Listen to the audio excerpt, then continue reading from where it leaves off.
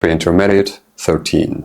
Animal rights and ethics. In recent years, the conversation about animal rights has become more prominent in our society. Traditionally, animals were often seen as resources for food, clothing, and labor.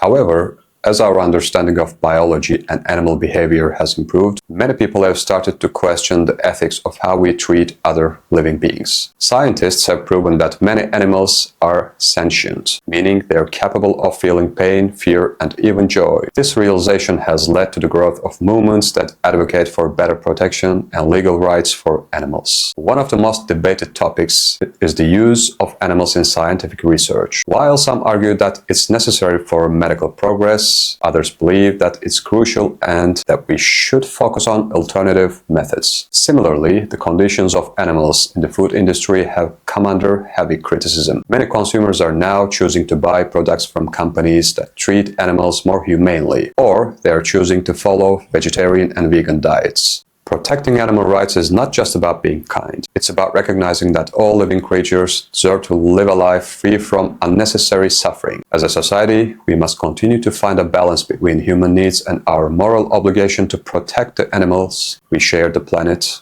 with.